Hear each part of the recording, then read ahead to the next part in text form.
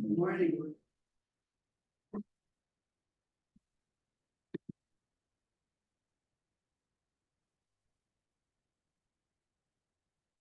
So a lot of you know Ryuki Hawkins, and he's been in Japan. This last year, he was in Japan for a couple of practice periods at a monastery called Toshoji. And he came back, and his teacher is Akiba Roshi, who's the in the Japanese school, of which Jaku and I are also members. He is the bishop or Sokan of North American Zen, and he's Ryuki's teacher. And they just had a Shuso practice period for 3 months at Konjinan, which is Akiba Roshi's temple in Oakland. It's kind of a cool place because he imported a building from Japan and had it rebuilt in his very, very large backyard in Oakland. So it's fun to go there and see this Japanese building there that he rebuilt. So anyway, Ryuki's been driving from Modesto every day to go and participate in the practice period. And now he's having his Shuso ceremony on March 9th. And we're going to have like a watch party here in the Zendo. So please come and watch this. And Gigan's going to give a little talk beforehand. And then there's going to be the Shuso ceremony. And Jaku and I are in the Shuso ceremony, so we won't be here. We'll be in Oakland. And in a traditional way, there are particular jobs of people who theoretically participated in the practice period who appear in the ceremony.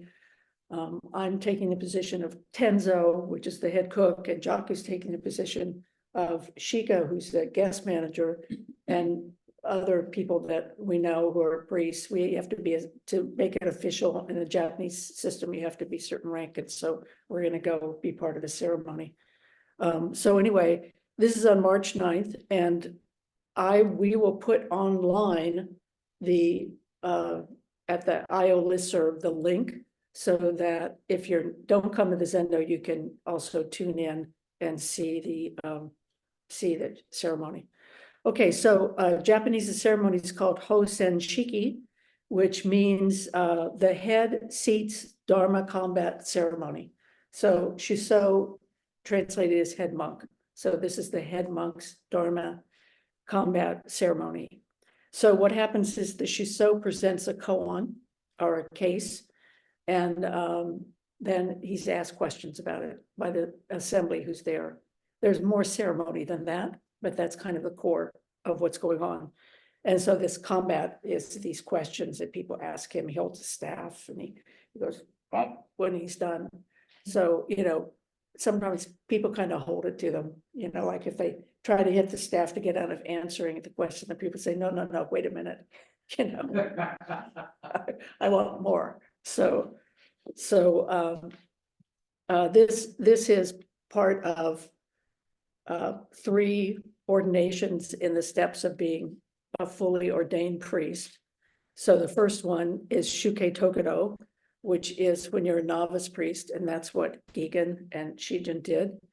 The second one is Shuso, and that's what Cyrus has done and what Ryuki's doing. And the third one is Dharma transmission, which Jaku and I have, which makes you a fully ordained priest, able to do fast and wondrous things. So, yeah, so that's what's going on in the United States at Zen centers. They have Shuso ceremonies or head monk ceremonies for lay people, which is not part of an ordination. So that's something that's evolved in the United States in Zen centers. So I wanted to talk a little bit about Ryuki's koan, but I also want to talk about it kind of in relationship to what Cyrus was talking about when he was here last week. He was talking about the universal gateway and talking, I think, about kind of how we encourage ourselves during this time when things are difficult, when, we're all kind of caught up in sometimes feeling a little depressed and down about politics and wars and all of the things that are happening right now in the world. So, but first, let me tell you what the koan is. So the koan that he picked is called Zhaozhou's Washer Bowl. And this can be found in a lot of the main koan collections, Mumon Khan, Blue Cliff Record, and Dogen's compilation of 300 koans. So Zhaozhou did a lot of koans, and when he was, there are a lot of koans associated with him, these stories, where he teaching stories that he did. He lived from 778 to 897, so a very famous Zen master. Okay, here's the case. It's pretty simple. So a new monk, came and met with Zhaozhou, and he said, I have just entered this monastery. Please give me some guidance. Zhaozhou said to him, have you eaten breakfast yet? The monk said, yes, I have eaten. Zhaozhou said, then go wash your bowl. That's the story. And then some versions end with, the monk had an insight or some kind of realization. So it's pretty simple. Have you eaten? Yes, I've eaten. Then go wash your bowl. So that's what I want to talk about today. So, basically, Zhaozhou is saying, just pay attention to what's the next thing. Just pay attention to what is going on right in front of you. And the next thing for him was to wash his bowls. So Dogen, the founder of our school, said something similar in Genjo Koan. He said, when you find your place where you are, practice occurs, actualizing the fundamental point.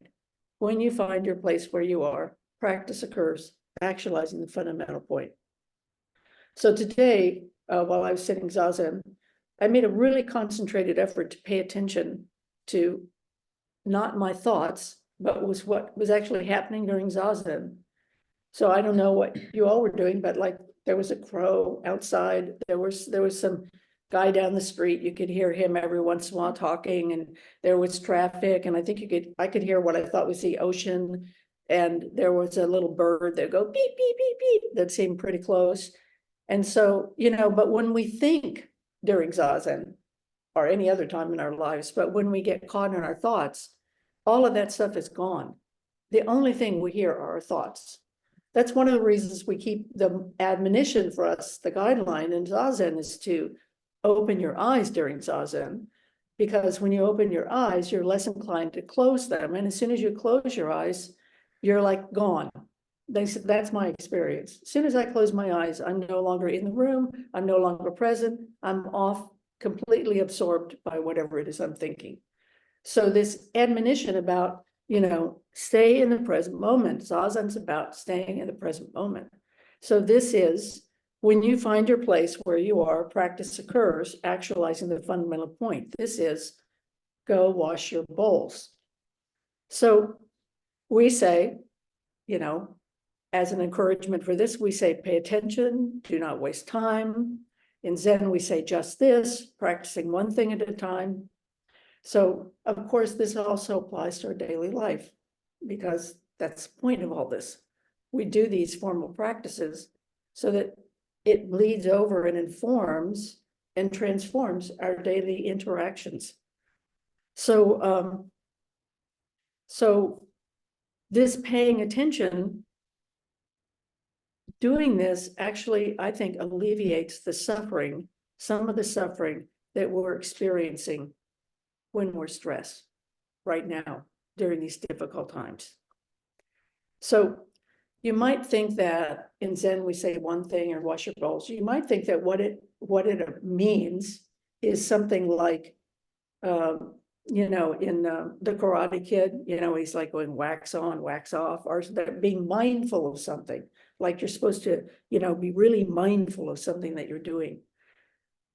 But it's not like this, a kind of beetle-browed, ingrown kind of, relationship that you're having with a thing. It's more about just dropping all of that and just paying attention to what the next thing is, paying attention to your environment, paying attention to the beauty that surrounds us. So that's what I want to talk about today. I want to talk about how we can cultivate an awareness of the beauty of our world and how I think that helps us work with suffering.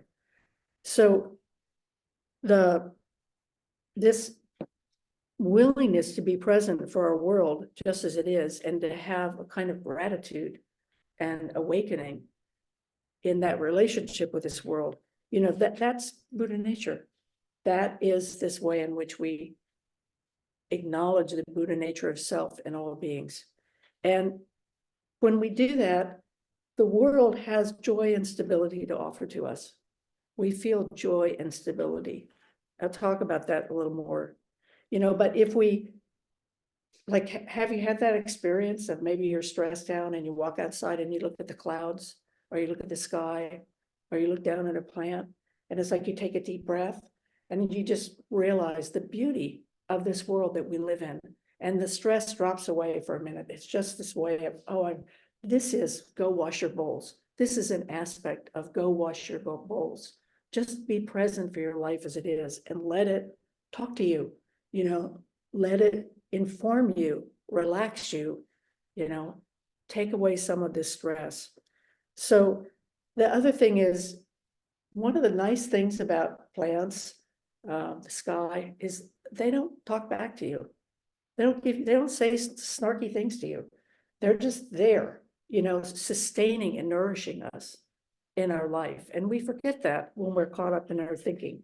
It's kind of like when you're sitting Zazen and you close your eyes and you're off on this thinking business where you are completely absorbed by that.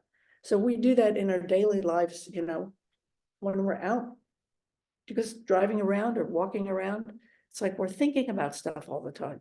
We're trying to figure things out, or we're worried about something, or we just read something in the news, or somebody did something that we didn't like. And so we get caught up in that. But this way of just coming back to your life as it is right now, without, just let that go, just let that drop away. You can always come back to it, but let it drop away. So, I've talked about this before, but we are made for this earth. We and the earth are not different. We and the plants are not different. We and all beings are not different. There's a reason why the earth is beautiful to us, because we are not separate from it, because it sustains us. And so we can keep going back to that and find that as a wellspring, as a kind of optimism, then finding this beauty in your everyday life.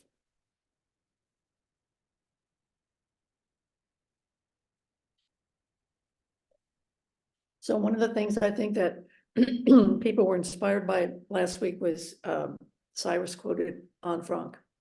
And it was really a really nice quote, because she was saying wise and optimistic things in the midst of this really difficult life that she was living.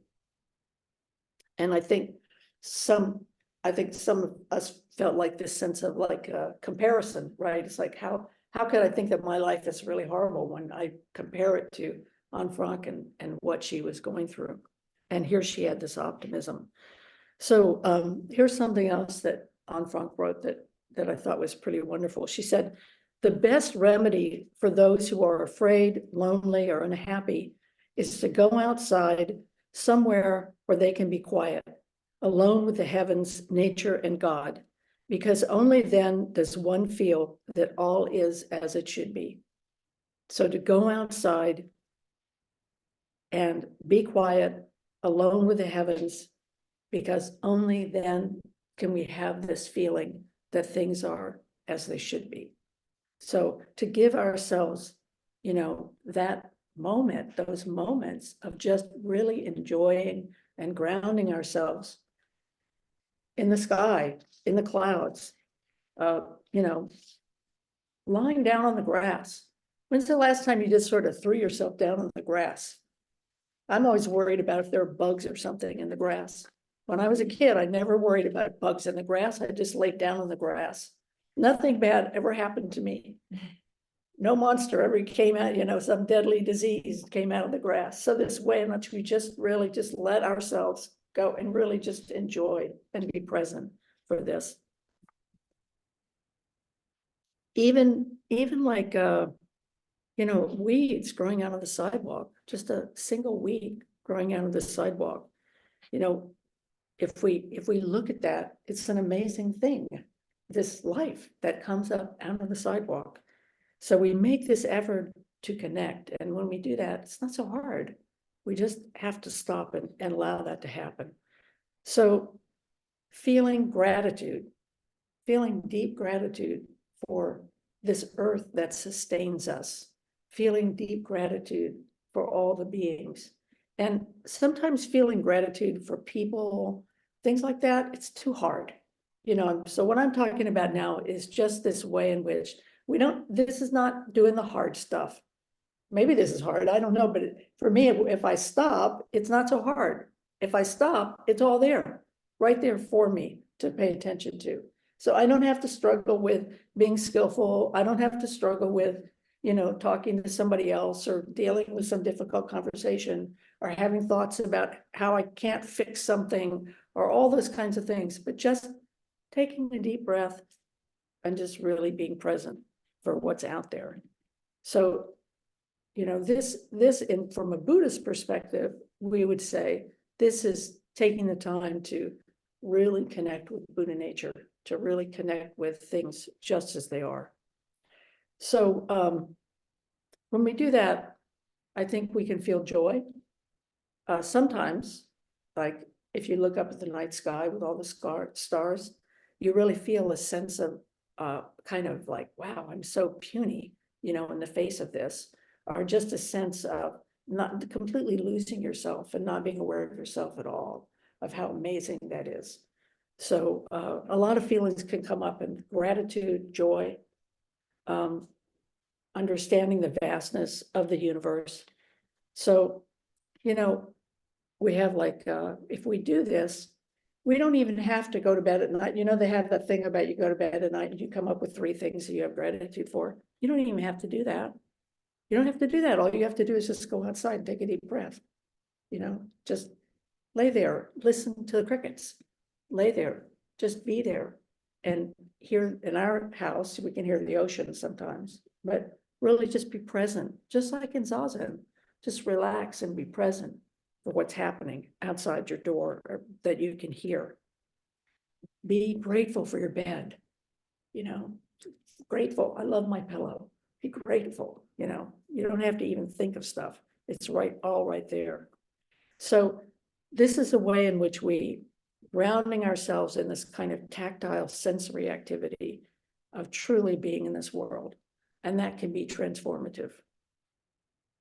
And I know those of you who have pets, you have that feeling when you take care of and see your pets, it makes you really happy. Because they just love you, right? They don't get into it with you. So that feeling that you can have with pets. Suzuki Roshi said in a talk, oh, excuse me, not Suzuki Roshi, Sojin Roshi. So I'm reading Sojin Roshi's book right now that came out. Can't remember the name of it right this minute. Sojin Roshi said, Sojin Roshi is Sojin Mel Weitzman Roshi, who was Jaku's and my teacher. And he lived to be 92. He's the abbot of Berkeley Zen Center, and he died a couple of years ago. So Sojin wrote, he said, sitting in a car, waiting for this signal to change, I sit up straight, let go of my grip on the wheel, put my hands in my lap, and I take a few deep breaths and return to zero. So just at a light, and he was talking earlier about being impatient at the supermarket and just stopping in the line. He said, I would plant my feet and just take a really deep breath and be present. How many times, you know, you sit there at the light and like I've noticed the light on up here at Romer and 41st, they've retimed the lights so that people on 41st get to go far longer than they used to. So it's like this idea of just like going, okay, it's fine. It's just fine. I'm just going to sit here, take a deep breath, and go back to zero. That's what I need to do in this moment. Take every one of those moments and just go back to zero. Just find that place of going back. Sojin said, following my breath, I return to myself. When we follow our breath, we return to our essential nature. When we follow our breath and just let go and go back to what he's saying, this point of zero. This is this point of just letting go and being present for everything that's arising, in harmony with it, in harmony with the self and whatever's happening. So this is the same activity as Zhaozhou saying, have you eaten breakfast? Yes, go wash your bowl. It's like, it's the same activity of just doing what follows naturally in this place, in this time. And so that is this returning to this place of zero, this place where you are, this place where your practice happens, which is the present moment. And this is actualizing the fundamental point, which is realization. This moment of just coming back to zero, as Sojin said. So, you know, Sojin's example of sitting in his car like that, I think is a really perfect example of how we can come back to the present moment, how we can just settle into our life as it is, in just those little moments that we have. Those moments are transformative. They help us go back to a place of equanimity. They help us kind of smooth things out so that when things are difficult as they are right now and tough, we have that as a kind of basis. So, you know, sometimes when I come to the Zendo in the morning, I feel resistance. I'm sure that those of you who come to the Zendo in the morning, maybe occasionally you have this feeling too. And I'll be running around getting ready to leave the house at 6:30, and I'll get outside and I just stop outside and I just look up. And sometimes when it's dark, I can see Orion. You know, I'll just look at the stars. I'll take a deep breath.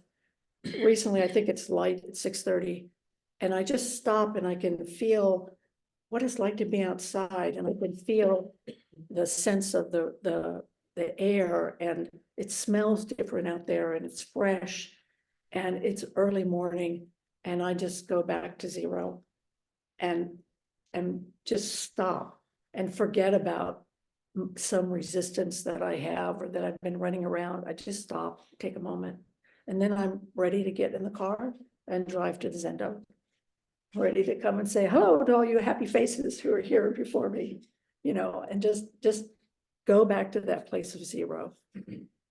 And so I feel gratitude. I feel deep gratitude that this is available to me, that all I have to do in that morning is to just walk outside the door and just stop in the street. And no one else is driving around. No one's, you know, I'm not worried about getting run over. I just stop and just take that moment. And it really helps me come back to and feel this really a deep sense of peace and gratitude for my life. And it only takes about 10 seconds. So it's not some big deal. So I'd like to suggest to you that you try this practice if you're not doing it already. I would like to suggest to you that this gives us the foundational ground for equanimity. This very simple practice is going to create more equanimity in our lives, more peace in our lives. Just relaxing into your life as it is, right in this moment, ready for whatever is next, ready for washing our bowls and doing this, and that this in and of itself as a practice is transformative. So let your thinking mind idle. Your thinking mind, give it a break, you know, and this is a way that you can do that. Just put your little gray cells into idle and give them a break and fill yourself with this sense of just being a body in this world and feeling that kinship with the world. So I think that this touchstone of practice helps us respond to the suffering that we're experiencing, helps us deal with maybe feeling overwhelmed right now, feeling some sense of despair, maybe being angry, whatever it is that's coming up for you that creates suffering for yourself and others. And, you know, as Cyrus pointed out, we can connect with the spirit of Avalokiteshvara in ourselves in that moment, the spirit of compassion and wisdom in this moment. So you might be able to, you probably, I'm sure, can think of other ways in your own life to do this other than the examples that I've given. So please do that. Reconnect with your Avalokiteshvara. And I think if we do that as a practice, that it will be really helpful. Thank you.